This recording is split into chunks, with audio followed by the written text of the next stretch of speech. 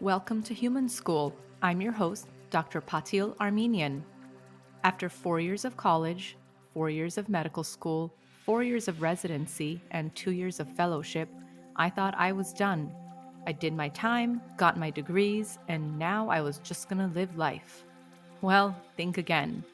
Some of my greatest schooling has come after my formal education was complete, and it keeps on coming. Join me at Human School, where we can learn together. I'm an emergency physician and medical toxicologist working at a large teaching hospital in California. I'm also a mom, wife, sister, daughter, and friend. Whether you work in healthcare or not, you too lead a busy life. Together, let's work on how we can thrive in all of our real world roles. On this podcast, we'll dig deep into what it means to constantly learn and evolve, to be human. Every other week, I'll share some of my personal stories, interview inspiring people, and offer tools to help you learn more about yourself. Being on the front lines in the ER, you learn a lot about life and death. And though my philosophies were born in a busy emergency room, they can apply to anyone trying to live a joyful life here on Earth. Please listen, share, and subscribe to this podcast, available on Apple Podcasts, Spotify, or wherever you get your podcasts. Follow me on Instagram at Human School Podcast, and feel free to let me know what topics or guests you want to hear about. And if you like the podcast, don't forget to rate and review it. Hi, everyone, and welcome to Human School. Today, we're going to do something a little bit different. I'm going to do a Q&A episode. Several of you sent in questions. Thank you. There are actually a lot of questions. My cousin had a ton, so she's just going to come on next time and ask all her own questions, and then I'll ask her some. So get ready, Karni. I'm coming for you. But we got some good ones, and here we go. Let's jump right into it. The first question I got was, what do you like most about being in Fresno? So, for those of you who don't know, I live in Fresno, California, which is in the center of the state of California. We're 3 hours south of San Francisco, 3 hours north of LA, about 2.5 hours east of the ocean. So, really smack dab in the middle. It's not necessarily where I imagined myself to be. I grew up in Los Angeles, and I still consider that home. But now I've been in Fresno for almost 20 years. I can't believe it. I came to Fresno because I matched into an emergency medicine residency program at UCSF Fresno.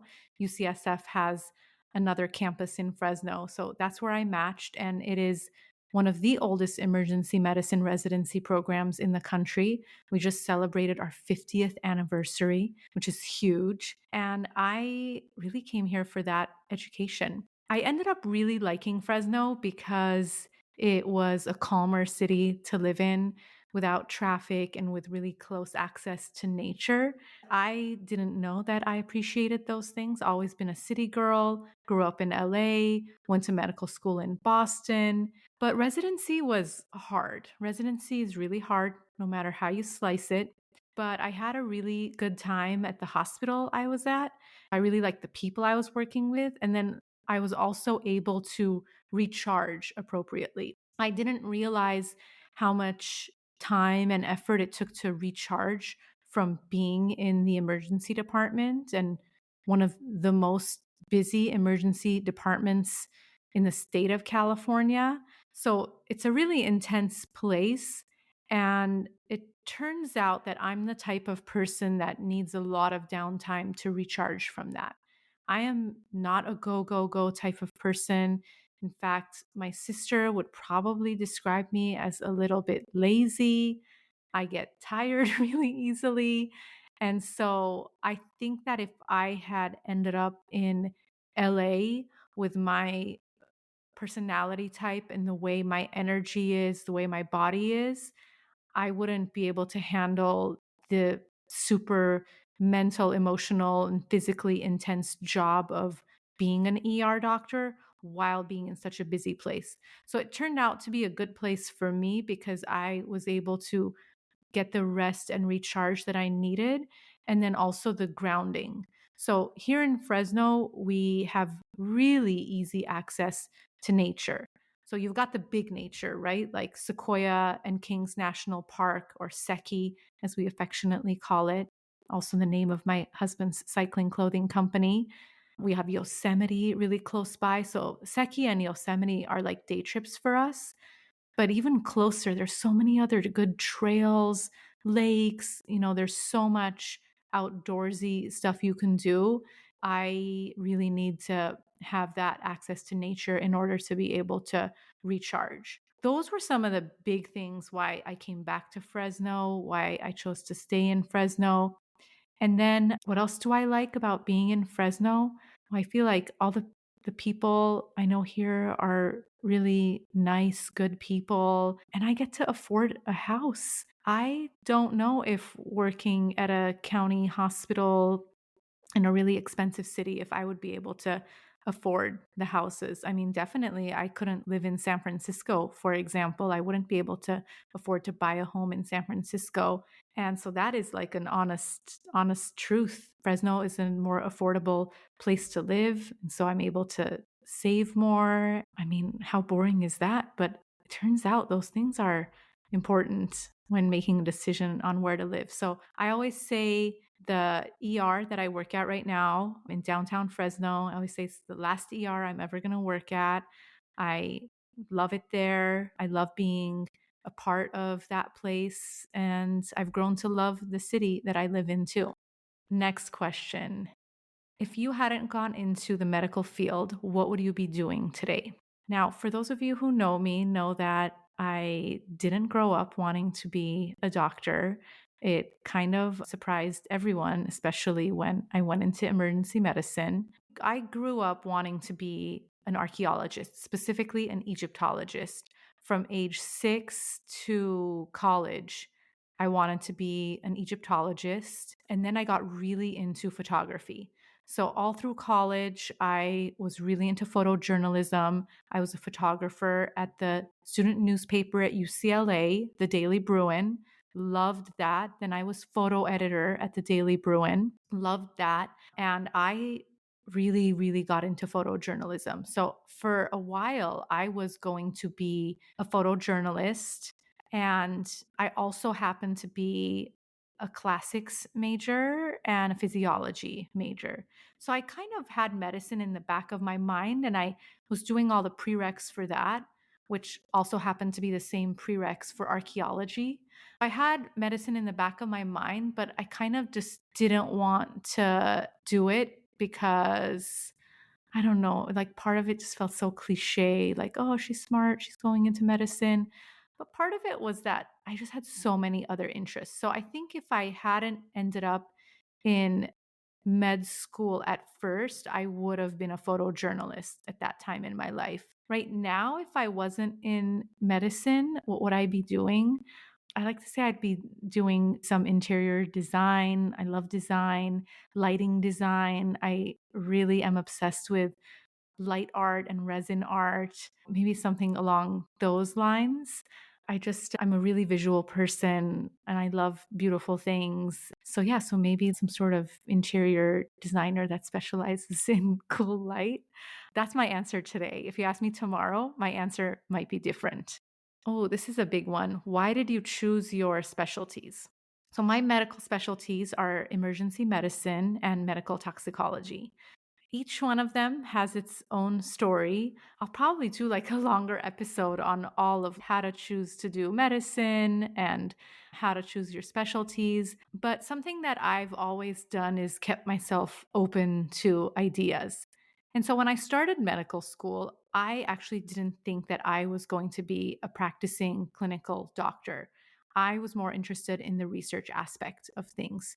And so I thought that I would get an MD PhD and be more of a research scientist. So I didn't pay that much attention to, I would say, like the clinical side of things in the first 2 years of medical school, because I thought, well, I'm not really going to be a doctor. I mean, not really going to take care of patients. So does this all even apply to me? Then third year of medical school came around, and I know medical education is structured a little bit differently nowadays, but back then, third year of medical school was where you got to see patients and be in the clinical setting for the very first time. I started off with my pediatrics rotation. It was fine. Then I did, I think, internal medicine. So they were all okay. Then in the winter of third year, it was like the deep winter in Boston. I started my surgery rotation. The bad part was I had to be at the hospital at 4:45 every morning to pre-round on our patients. So that part was rough, waking up in the dark. Your car is covered in so much snow you can't even see your car, digging your car out of the snow, going to the hospital. But weirdly enough, I had a really good time on that rotation. So good that for the first time ever in medical school, I found myself doing something extra. Now, remember, I didn't think I was really going to be a doctor, so I wasn't one of the students taking on extra projects or this and that. But on the surgery rotation, on certain days, a medical student would get to carry the trauma pager. So that's the pager that goes off when a sick trauma patient is down in the ER requiring a trauma team resuscitation. So that could be a car crash, a motorcycle crash, gunshot wound, stab wound, fall from a big height, you name it, right? On my team, we had a few medical students, and one of the students really, really hated traumas. She just hated it, didn't want to be anywhere near it, didn't want to be in the ER. And I found myself actually asking her to then give me the trauma pager. And so I was always like, hey, is it your day today? Can I have the trauma pager? Because I liked going down there. I liked being in the recess room. And at the same time, there was a senior resident that actually kind of paid attention to me. Paid attention in the sense of, I don't know, he just talked to me like I was a normal person, which sounds so strange, but sometimes medical students tend to get neglected on rotations. And so this surgery resident really just talked to me like I was a normal person. He recommended a book for me to read, and I love reading. So if someone gives me a book recommendation, it's always really special to me. He recommended that I read Mountain Beyond Mountains by Tracy Kidder, which is the biography of Paul Farmer. That book was so good and it really inspired me. The pieces I was putting together at that time were, I think I want to be a trauma surgeon because they're actually noticing me. I'm having a good time. I like being in on those cases. And so I had this small period of time where I wanted to be a trauma surgeon. And I actually still really love working in the trauma bay. I like all the T's. I like trauma and toxicology. So love being in the trauma bay, love working with our trauma surgeons. But then towards the end of the few months that I was on that service, I realized that it wasn't necessarily the operating room part that I liked, but I liked the initial resuscitation part. So that's the ER part. And then I was like, wait, do I like the ER? And I never spent time in the ER before. I kind of didn't even like the other students that were all gung ho about emergency medicine. They just, I don't know. I didn't think they were my people. Turns out they are. But that's to say that I really wasn't expecting it. But all of a sudden, I just kind of picked up on that thing of, wait, you're doing something extra? Like you're wanting to do this? You're actually doing more work? That realization was like a switch turning on. I call it a bolt of lightning. It was really a bolt of lightning where I just realized, oh, I want to be in the ER. And from that day forward, I just forgot about the PhD part. I got myself an advisor. All the advisors at the time were taken in the ER. So the chair had to be my advisor, which was great because then I got dedicated time to talk to the chair all the time. Then I was like full court press applying into emergency medicine to the surprise of everyone who knows me, including myself. No one would think, oh, she's an adrenaline junkie or anything like that. I didn't fit the common mold of that type of person. But anyway, turns out it was my home. So it took a while to get there, but once I realized it, I just remember it was like the switch turning on. And I'm still happy that I made the decision to go into emergency medicine.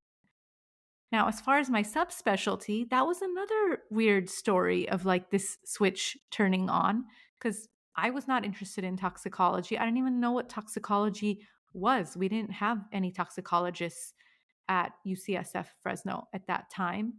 Again, this was in my third year of my 4 years of emergency medicine residency. And it was spring of third year, which, by the way, can be considered a little late maybe to think about a fellowship. But I didn't know what I was going to do when I was done. And all I knew was I got a couple of cases in the same shift that were very clear toxicology cases. And one day I'll tell the whole long story of these cases. But I knew that these two teenagers had been poisoned, and my boss at the time, my attending physician, did not agree. I was not the type of resident that argued with my attendings. I didn't fight with them, especially not in front of anyone else. I just kind of did what I was told. And this time I was not having it. I was not having it. I felt like I'm right. These are poisonings. You're wrong, because he thought they were infections. I wanted to give an antidote and he would not allow me to give it. And I was pissed. For the first time, I found myself arguing with an attending physician. And I mean arguing. And of course, he's the boss. So he won. And the patients ended up doing fine after a very long, extended hospitalization. But I remember thinking, if you are this upset about something, it must have a meaning. And the fact that I got that riled up and arguing that much with my attending, I just thought, what's behind this? Like, are you actually interested in this topic? Because so far, every toxicologist I had met was kind of like a pompous, arrogant ass. I mean, I'd met a few and I did not get along with them. And so I just thought, are you really into this? So then I decided to explore it further. And I did a rotation, a month-long rotation at the UCSF main campus with the most amazing people like Kent Olson that you heard on one of my prior podcast episodes. I had such a good time with them that I decided, yes, I'm going to do a toxicology fellowship. In fact, I'm going to do my fellowship with these people. And that's what I ended up doing. And again, another really good decision just based on recognizing this like kind of bolt of lightning type thing of, wait, why are you getting so excited about this? I really think that both of those specialty decisions were good. I would make them again, even though they can be stressful sometimes, but they're both so important. They're both so intellectually stimulating for me. So what I would say is, yeah, I made those decisions based on bolts of lightning, and I recommend everybody to do the same. Well, if that's your style of decision making, that style of decision making might make some people nervous. Our next question is, what's the type of injury you see the most, and why do you think that is? In order to answer this, I have to think outside of just like the realm of injury, but what do I see the most in the ER? And it might not be the thing we see the most. I don't know numbers wise what that is, but it's what I notice the most. And I notice that every shift I see so many people with abdominal pain, so much abdominal pain. And I think that's also probably because I'm out in our triage area a lot. That's where more of the lower acuity complaints come in. But just some shifts, I feel like almost every patient I'm seeing is there for some version of abdominal pain. And a lot of it isn't the things that we can fix, like appendicitis, for example, or, gallbladder inflammation. It's the vaguer things. A lot of people with a lot of abdominal pain, including, men and women, children. And then I always ask people, what are they eating? What have you been eating? Sometimes people's diets aren't great. I think food contributes so much. Food is so important. So this is something that I pay a lot of attention to. If I have time, I like to talk to people about what food choices they're making. But I get the sense that we're not paying enough attention to our guts and what our gut is telling us. This can really manifest as abdominal pain. And, you know, that was actually something I dealt with a lot. That's probably why I noticed it a lot, because I had many years where I had abdominal pain every day and I had to do a lot to figure it out and get myself out of it.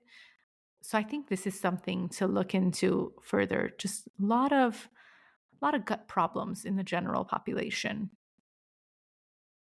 Someone asked, how can we learn to advocate for ourselves and our health while working with doctors? I've been on both sides of this coin a lot. I've been the patient. I've been there to advocate for my family members when they are the patients.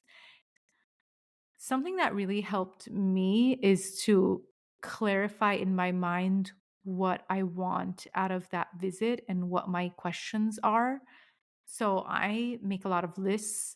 I remember when I've gone through any health things I've gone through, I make, a list of questions I want to remember to ask the doctor in the notes app on my phone. One of the best way to advocate for yourself is to remember to ask questions and also to clarify what the plan is going to be. Sometimes you just get it on a piece of paper. Like, for example, my husband recently, he went to the doctor and I asked him, "Oh, so when's your follow up? What are you doing?" And he was like, not really sure. And there was this extensive information written on the piece of paper, but nobody like really told him.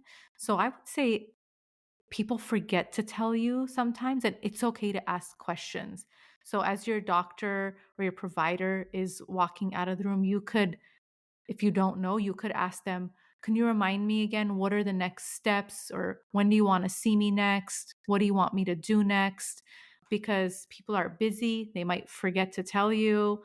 And even if they told you and you didn't hear or forgot, that's okay. Just ask again. So I would say, like, the basics of having some questions to ask so that you don't forget when you're in the room, and then asking, okay, what's the next step going to be? Those are some of the basics that even I've forgotten when I've been on the other side and I'm in a doctor's visit and I'm like kind of getting nervous. I still get nervous, which why? I mean, I'm surrounded by doctors all the time, but when you're on the other side, sometimes you get nervous. And then in the ER specifically, I would really ask, and what did my results show? What should my next steps be?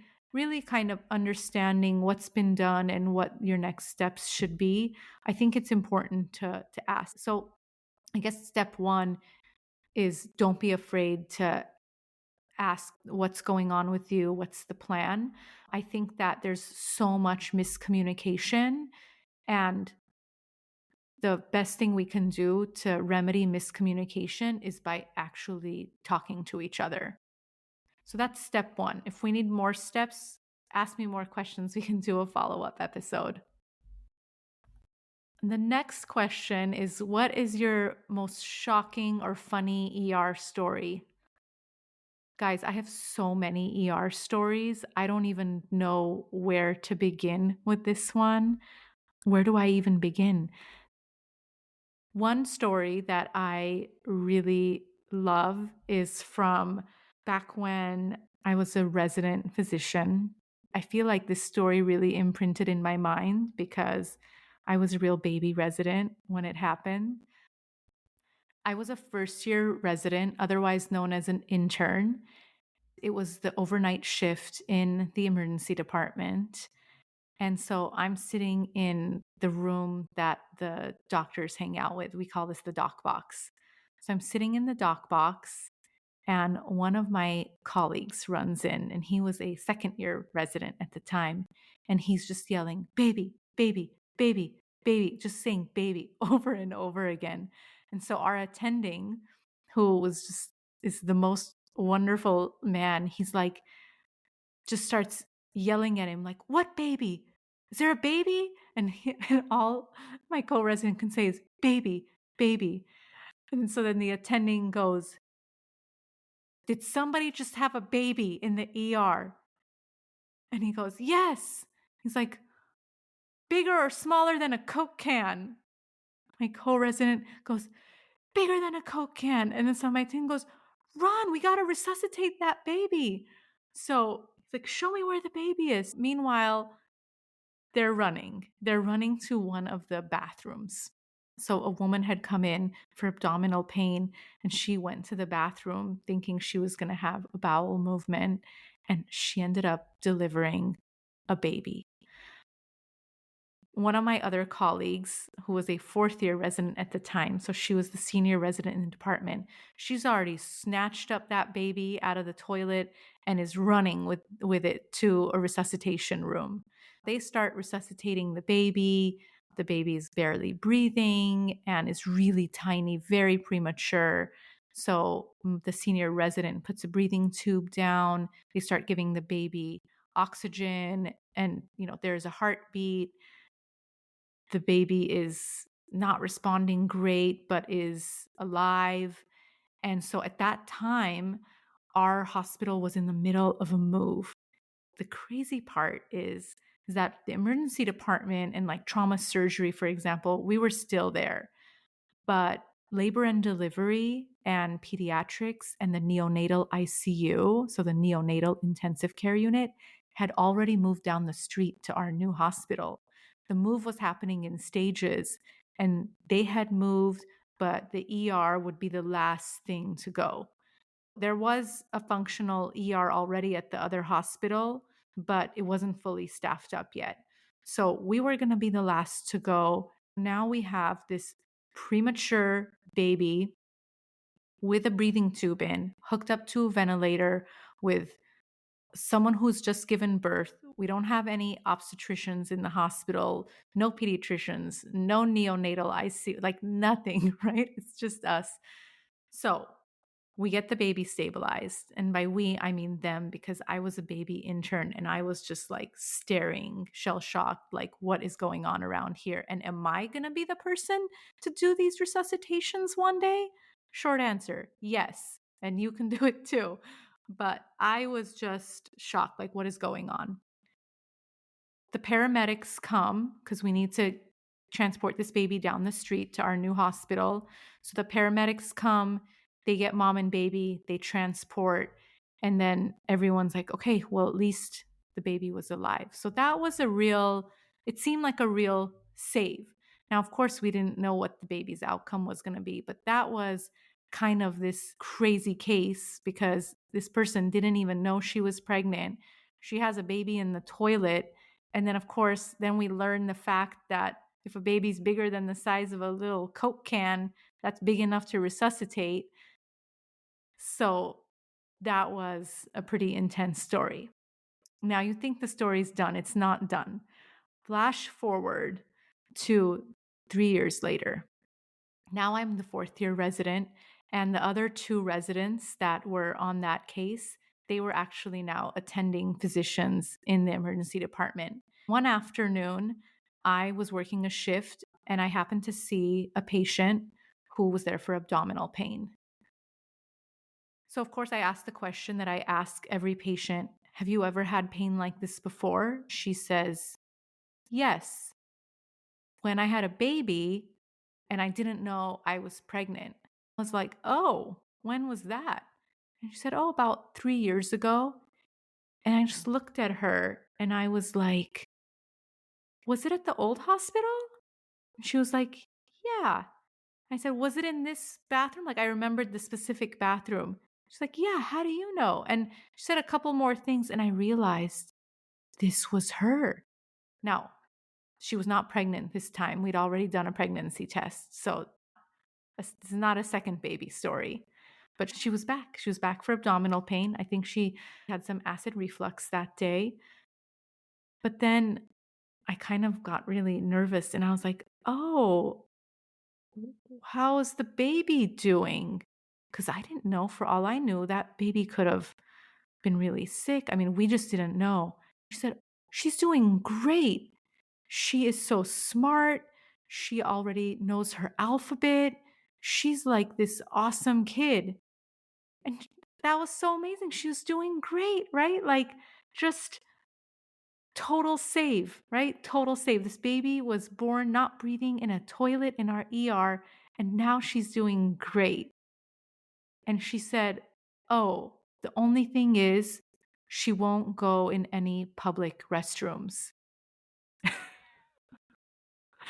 She won't go in any public restrooms. She's like freaked out by the toilets. And I was like, well, she must remember then. She must remember how she came into this world, because that's amazing. So we had a laugh, and I was like, I was there that night. I'm so happy she's okay. And guess what? The 2 doctors that worked on her are here, and they happened to be there that day. And I quickly grabbed them and brought them into that patient's room, and they all hugged and talked about that day. And that was just wonderful. It was such a closed circle moment. I couldn't believe that she was back. And then all of us happened to be there at the same time that day and got to know that her baby did great and she really was total save. So that was a shocking, funny, wild, everything ER story. I just love that story. I can't believe she was back and we were all there. It was so fun, so amazing.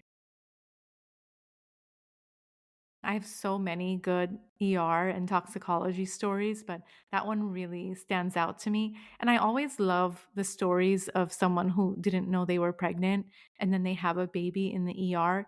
You would think it's just on TV shows, but no, absolutely not. Totally a real thing. It's shocking every time, but it definitely happens. One of my friends, she also had a toilet delivery, and she just went into that toilet with no gloves on, no nothing, got that baby out, ran it to a resuscitation room, resuscitated it. Baby did great, totally did awesome. And that's just some of the stuff that happens in our everyday. It's not a TV show, it's real life. So, how could you not love working in the ER when this is part of your world? I feel like I have to stop there because that's such a high point. I mean, I think we're always looking for those saves. It's always great when the save is a tiny little baby. So, we can do more Q&A episodes. Send me your questions. My cousin sent me a lot of questions, so many that she's just going to come on next time. And I hope to talk to you guys soon. All right, thanks for listening. And please, everyone, leave a review. I haven't had any reviews in a while. So if you could leave a review, I would really appreciate it. All right, bye. Please like, subscribe, share, and download the podcast. And again, you can find us at Human School Podcast on Instagram. I'd like to thank Dr. Zach Effron for the theme music. And I'd just like to make a general disclaimer that any of the institutions I work for, including Community Regional Medical Center, UCSF Fresno, and American Ambulance, have nothing to do with any of my thoughts or opinions. And so we'll kindly leave them out of this. Thanks, everyone. See you next time.